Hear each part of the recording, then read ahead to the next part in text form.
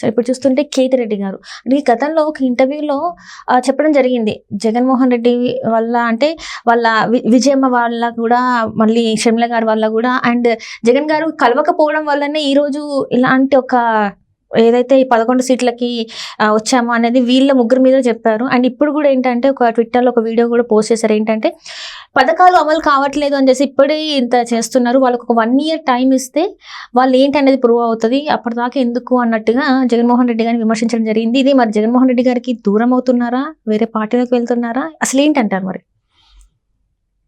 ఇప్పుడు కేతిరెడ్డి గారు మాట్లాడింది మనం 2 రకాలుగా చూడాలి. ఈ వైఎస్ఆర్సీపీలో ఉన్నటువంటి వాళ్ళందరూ కూడా నాయకులు అనేటువంటి వాళ్ళందరూ అప్పుడున్న ఎమ్మెల్యేలు కానీ ఎంపీలు కానీ జగన్మోహన్ రెడ్డి గారు ఎలాంటి తప్పుడు పని చేసినా, ఎలాంటి తప్పుడు నిర్ణయం తీసుకున్నా, ప్రజా వ్యతిరేకమైనటువంటి చర్యలు ఏం తీసుకున్నా కానీ ఆ రోజున ఎవ్వరూ కూడా నోరు తెరిచి ఒక్క మాట మాట్లాడకపోగా వీళ్ళందరూ సమర్థించారు. ఏమని? మా జగన్ గారు అసలు బ్రహ్మాండం తోపు తురుము, అసలు ఆయన ఏం చేస్తే అదే, అసలు రాష్ట్రానికి ఈయనే దిక్కు, ఈయన దేవుడు అన్నట్టుగా వీళ్ళందరూ మాట్లాడారు. సో తప్పు చేసినటువంటి వాడు ఎంత శిక్షార్హుడో అతని పక్క నుండి తప్పును ప్రోత్సహించిన వాళ్ళు కూడా అంతే శిక్ష పడాలి వాళ్ళకి. ఓకే. సో ఆ ప్రాసెస్లో జగన్మోహన్ రెడ్డి చేసినటువంటి తప్పుడు పనులు, తప్పుడు విధానాలను ప్రోత్సహించినందుకు, దాన్ని సమర్థించినందుకు వీళ్ళందరికీ పడాల్సినటువంటి శిక్షలు పడ్డాయి. వైనాట్ 175 అన్నటువంటి స్థాయి నుంచి మీకు 11 జాల్లే ఇక్కడే కూర్చోండి అని ప్రజలు తీర్పు ఇచ్చేశారు. ఇచ్చిన తర్వాత విఘ్నత కలిగినటువంటి కొంతమంది నాయకులు లైక్ కేతిరెడ్డి గారు, తర్వాత మన పేరు నాని, కాసు మహేశ్వర్ రెడ్డి, ఇలా కొద్దిమంది, కరణం ధర్మశ్రీ, ఇలాగ ఒక 5-6 నాయకులు బయటకు వచ్చి కేవలం ప్రజలు ఓట్లు వేయలేదు అని ప్రజల్ని నిందించడం కాదు, మనం కూడా చేసినటువంటి కొన్ని తప్పులు ఉన్నాయి అని ఇదే కేతిరెడ్డి గారు చేసినటువంటి పనులకు బిల్లుల కోసం మేము గనక అక్కడికి వచ్చినప్పుడు ఆ ధనంజయ రెడ్డి మమ్మల్ని అందరినీ కూడా బయట నిలబెడితే కనీసం కూర్చోడానికి కుర్చీ లేకుండా మేము కొన్ని రోజుల పాటు ఆయన చుట్టూ తిరగాల్సి వచ్చింది అనేటువంటిది మనకి చెప్పినటువంటి పరిస్థితి చూసాం. సో ఎమ్మెల్యేలు, ఎంపీలు అనేటువంటి వాళ్ళకి కనీస గౌరవం లేకుండా, నాయకులు అనేటువంటి వాళ్ళు కొన్ని కోట్ల రూపాయలు, మన పార్టీ అధికారంలోకి వచ్చింది కాబట్టి సొంత జేబులో డబ్బులు వేసుకొని, లేకపోతే పెళ్ళం మెళ్ళలో ఉన్నటువంటి నగలమ్మి అప్పులు చేసి పనులు చేశారు. చేసినటువంటి వాళ్ళకి కనీసం బిల్లు ఎమ్మెల్యే ఇప్పించుకోలేకపోతే ఎమ్మెల్యేకి విలువే ఉంటుంది. సో వాళ్ళ తరపున ఎమ్మెల్యే వెళ్తే కనీసం కూర్చోండి అనేటువంటి కర్టసీ కూడా లేకుండా గంటల తరబడి బయట వెయిట్ చేయించడం అనేటప్పటికి ఏంటంటే వాళ్ళలోనే అసంతృప్తి ఉంది. మరి ఆ రోజున జరిగినప్పుడు ఏదో చెప్తారు చూసారా, తోటకూర దొంగతనం చేసినప్పుడే తల్లి మందలిచ్చి ఉంటే వాడు గజ దొంగ అయ్యేవాడు కాదు.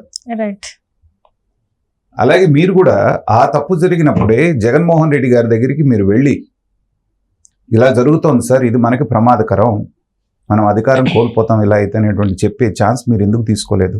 అంటే చాలా మంది చెప్పేది ఏంటంటే ఇప్పుడు చెప్తున్నారు, అంటే ఓడిపోయిన తర్వాత ఏంటంటే గంటల తరబడి మేము ఆయన హాల్ ముందు నిల్చునే వాళ్ళం, కానీ ఎవరైతే కొంతమంది ఉంటారో వాళ్ళు చేసుకొని వెళ్ళిపోయేవాళ్ళు, వాళ్ళు అక్కడ వరకు వెళ్ళనిచ్చే వాళ్ళు కాదు, వాళ్ళనే పక్కకు పెడితే ఈ రోజు ఇట్లాంటిది ఉండేది కాదు అని చెప్పేసి కూడా మరి వార్తలు వస్తున్నాయి.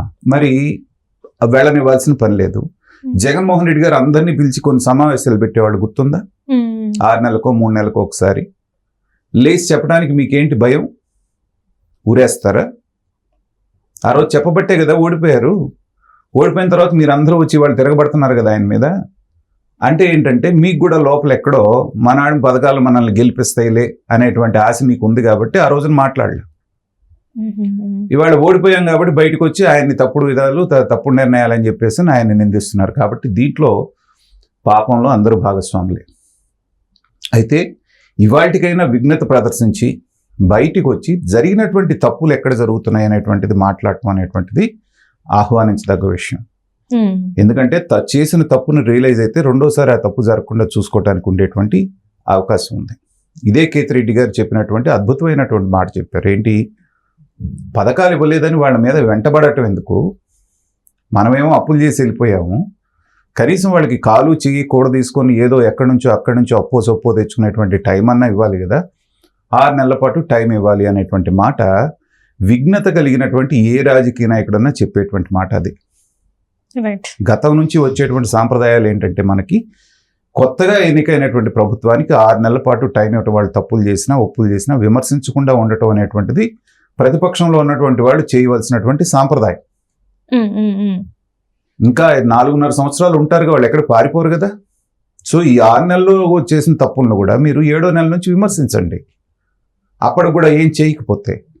అంతేగాని వచ్చిన వారం రోజుల నుంచే విమర్శిస్తాము, లేకపోతే ఢిల్లీకి వెళ్ళి యాగి చేస్తాము. ఎవరో వినుకొండలో 2 వ్యక్తులు కొట్టుకొని వాళ్ళ వ్యక్తిగత కక్షల మూలను చంపుకుంటే రాష్ట్రంలో రాష్ట్రపతి పాలన కావాలని చెప్పి ఢిల్లీకి వెళ్ళటం అంటే అంతకంటే పిచ్చితనం ఇంకోటి ఏమన్నా ఉందా? అదే ఇదే నాయకులు ఎందుకు జగన్మోహన్ రెడ్డిని ప్రశ్నించట్లేదని అంటే నా ప్రశ్న ఏంటంటే, అసెంబ్లీకి ఎందుకు అటెండ్ అవ్వట్లేదు? అసెంబ్లీకి అటెండ్ అవ్వాలి కదా, ఎందుకంటే మీకు 11 సీట్లైనా వచ్చినాయి. ఆ 11 సీట్ల వల్ల ఆయన అంటే ప్రతిపక్ష అంటే జనాల గురించి అక్కడ వినిపించే గలం మీది కదా అని ఎన్నుకున్నారు కదా, మరి వినిపించాలి కదా. వినిపించకుండా మీరు బయట ఎందుకు ఉంటున్నారు? అసెంబ్లీలో అటెండ్ అవ్వాలి కదా, ఎందుకు అవ్వట్లేదు? ఎందుకు శ్వేతపత్రాలు రిలీజ్ చేస్తుంటే వాటికి ఎందుకు కౌంటర్ ఇవ్వలేకపోతున్నారు? అంటే ఎందుకన్నా భయపడుతున్నారా ఏంటి అసలు? మరి జగన్మోహన్ రెడ్డి గారు అసెంబ్లీకి వెళ్తే కదా మిగతా వాళ్ళు వెళ్ళటానికి. జగన్మోహన్ రెడ్డి గారు వెళ్లకుండా మిగతా వాళ్ళు వెళ్తే జగన్మోహన్ రెడ్డి గారు ఊరుకుంటారా? ఒకటి. శ్వేతపత్రాలు ఎక్కడ రిలీజ్ చేస్తున్నారు? అసెంబ్లీలో రిలీజ్ చేస్తున్నారు చంద్రబాబు నాయుడు గారు. మీరు అసెంబ్లీకి వెళ్లకుండా బయట వచ్చేసి పవర్ పాయింట్ ప్రజెంటేషన్స్, మీడియా సమావేశం పెట్టేసిన వాళ్ళకి ఎక్స్ప్లెయిన్ చేయటం వలన ఏంటంటే రాజ్యాంగబద్ధంగా మీకున్నటువంటి హక్కును వదులుకోవటమే కదా, ప్రజల్లోకి తప్పుడు సంకేతం పంపించడమే కదా. బడికి వెళ్లకుండా అటెండెన్స్ వేయించుకోవటం అనేటువంటిది ఎంత తప్పు, అసెంబ్లీకి వెళ్లకుండా జీతపత్యాలు తీసుకోవడం కూడా అంతే తప్పు. గతంలో కూడా 2014-19 మధ్యలో వీళ్ళు 2.5 సంవత్సరాలు అసెంబ్లీ ఎగ్గొట్టేశారు మొత్తం ఎమ్మెల్యేలు అందరూ. గుర్తుందా మీకు? మళ్ళీ నేను ముఖ్యమంత్రిగానే అడుగు పెడతానని శపథం చేసి వెళ్ళిపోయాడు జగన్మోహన్ రెడ్డి గారు. కానీ జీతపత్యాలు మాత్రం చక్కగా తీసుకున్నారు అన్ని సంవత్సరాలు. రాజీనామా చేయొచ్చు దీని బదులు. చేయకూడదు కదా, చేస్తే హోదా పోద్ది కదా. ఆయనకు కావాల్సింది హోదా కదా. ఎమ్మెల్యే పదవి పోయింది అనుకోండి, ఏంటి మామూలు సాధారణమైన వ్యక్తి ఆయన. కాబట్టి హోదా ఉండాలి, గవర్నమెంట్ ఇచ్చే జీతభత్యాలు తీసుకోవాలి, ఆ ఫెసిలిటీస్ అన్ని అనుభవించాలి, అసెంబ్లీకి పోకూడదు. అంటే షర్మిల గారు కూడా ఇదే మాట మాట్లాడారు, ఏంటంటే మీరు రాజీనామా చేసేసి మీరు ఎక్కడికైనా వెళ్ళండి. ప్రజల గురించి మాట్లాడకపోయినా పర్వాలేదు, కానీ 11 మంది అయినా సరే మిమ్మల్ని ఎన్నుకున్నప్పుడు మీ బాధ్యత అసెంబ్లీ అనేటువంటిది అది ఒక చర్చా వేదిక. రైట్. నేను ఎక్కడో నా తాడేపల్లి ప్యాలెస్లో మీటింగ్ పెడతాను, లేకపోతే ఇక్కడ నేను ఇడుపులపాయలో పెడతానంటే కాదు కదా. ఆల్రెడీ అలానే చేశారు కదా, ప్రెస్ మీట్ పెట్టారు కదా. చేస్తుంది అది. అంటే ఆయన ఏంటంటే మాకు అక్కడ సమయం ఇవ్వరు కాబట్టి మేము ఇక్కడ చెప్తాము, అక్కడ మాట్లాడి ఇక్కడికి వస్తే పెట్టుకో, నిన్ను ఎవరు వద్దన్నారు? అసలు కౌంటర్ ఇవ్వాలి కదా, ఏం చేసామని వెళ్లకుండా అక్కడ వెళ్లకుండానే నాకు సమయం ఇవ్వరు అని చెప్పేసి వాళ్ళు కూడా ఏమన్నారు, మీరు రండి కావాల్సినంత సమయం మేము ఇప్పిస్తాం మాట్లాడండి అంటే వీళ్ళు పారిపోతున్నారు. కాబట్టి ఏంటంటే ఇప్పటికైనా సరే వెంకటరమణారెడ్డి లాంటి వాళ్ళు, కేతిరెడ్డి గారు లాంటి వాళ్ళు బయటకు వచ్చి మాట్లాడటం అనేటువంటిది ఆహ్వానించదగ్గ విషయం. కానీ ఇదే కేతిరెడ్డి గారు మొన్న ఒక మాట తప్పుగా కూడా మాట్లాడారు. ఏంటంటే ఈ సందర్భంగా కాదు, అంతకుముందు మాట్లాడినప్పుడు అసలు విజయమ్మ గారు, షర్మిల గారు ఏంటి అసలు వాళ్ళ పద్ధతి? వాళ్ళు ఏదన్నా ఉంటే వాళ్ళు ఇంట్లో తేల్చుకోవాలి, కానీ ఇలా బయటకు వచ్చి రచ్చ చేస్తారా? అందుకే మా జగన్మోహన్ రెడ్డి గారు ఓడిపోయారని చెప్పేసి మాట్లాడటం జరిగింది. అంటే మీ వాడు వాళ్ళకి అన్యాయం చేసినా, వాళ్ళకి కనీసం ఇంటర్వ్యూ ఇవ్వకపోయినా, వాళ్ళకి ఆస్తిలో రావాల్సిన వాటా ఇవ్వకపోయినా, వాటా అడగటానికి వెళ్తే మెడబట్టుకొని సొంత చెల్లిని గోడకేసి కొట్టినా, ఇన్ని చేసినా కూడా వాళ్ళు బయటకు వచ్చి మాట్లాడకూడదంట. ఎందుకంటే అలా మాట్లాడటం వలన పార్టీ దెబ్బతిని ఓడిపోయిందంట. మీరు చేసే మంచి పనులు చేస్తే ఎందుకు ఓడిపోతారు? చెల్లికి జరిగినటువంటి అన్యాయాన్ని చెల్లి బయటకు వచ్చి చెప్పుకోవడం వాళ్ళ దృష్టిలో తప్పుగా ఉంది. 2 బిడ్డలు కొట్టుకుంటూ ఉంటే ఎటుండాలో తెలియక ఆవిడ పాపం అమెరికా వెళ్ళిపోవాల్సిన పరిస్థితి వచ్చింది. అది తప్పంట ఆయన దృష్టిలో.